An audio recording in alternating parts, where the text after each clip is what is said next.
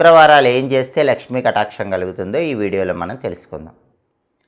శ్రావణ మాసంలో లక్ష్మీదేవి అనుగ్రహం సంపూర్ణంగా కలగాలంటే ఇంట్లో దీపం పెట్టాక ఒక శ్లోకం ఇంటి యజమాని కానీ యజమానురాలు కానీ చదువుకోవాలి.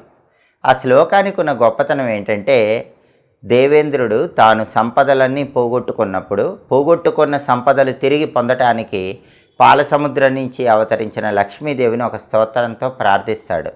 దాన్నే ఇంద్రకృత లక్ష్మీ స్తోత్రం అంటారు. ఆ ఇంద్రకృత లక్ష్మీ స్తోత్రంలో ఉన్న ఒక అద్భుతమైన శ్లోకం శ్రావణ మాసంలో రోజు ఇంట్లో దీపం పెట్టాక యజమాని కానీ యజమానురాలు కానీ చదువుకుంటే లక్ష్మీదేవి శాశ్వతంగా అనుగ్రహిస్తుందని పద్మపురాణంలో చెప్పారు. ఆ శ్లోకం ఏంటంటే, నమస్తే సర్వలోకానాం జననీం అబ్జ సంభవాం శ్రియమున్నిద పద్మాక్షీం విష్ణువక్ష స్థలస్థితాం. ఇది శ్లోకం. ఈ శ్లోకంలో ఉన్న అర్థం ఏంటంటే, నమస్తే సర్వలోక